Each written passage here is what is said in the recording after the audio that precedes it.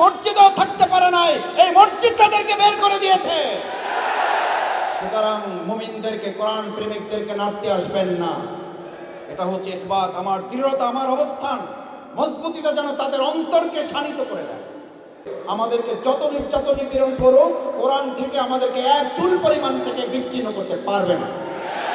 কোরআনের জমিন এই পৃথিবীতে দেখে না যাওয়া পর্যন্ত আমাদেরকে এক চুল পরিমাণে সরাতে পারবে না। বাইতুল মুকাররমের এই কিরাত সম্মেলনের ময়দান থেকেই আল্লাহর জমিনে আল্লাহর কোরআনের বিজয়ের ঘোষণা হবে। এটার নাম সামাহাত। সেই পর্যন্ত জেল, জুলুম, নির্যাতন, ফাঁসির মঞ্চ যদি আমাদেরকে যেতে হয়, শাহাদাতের তামান্নায় আমরা রাজি থাকবো, রাজি থাকবো শাহাদাতের তামান্নায়। কোরআন আপনাকে এই শাহাদাতের তামান্নার কথা বলে, কোরআন আপনাকে এই শহীদের মর্যাদার কথা বলে।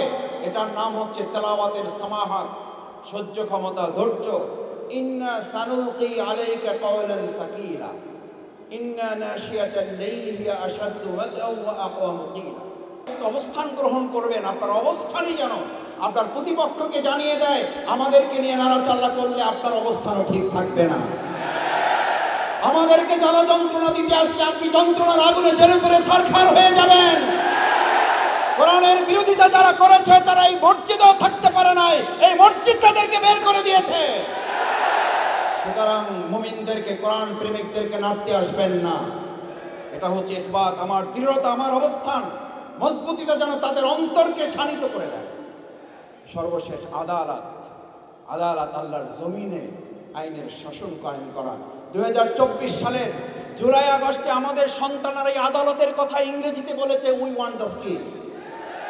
আজ এই কিরাত সম্মেলনের মূল লক্ষ্য হচ্ছে আমরা আমাদের 2024-এর জুলাই আগস্টের গণ অভ্যুত্থানের উই ওয়ান্ট জাস্টিসের শাসন আমরা বাংলাদেশে কায়েম করবো আদালতের মাধ্যমে।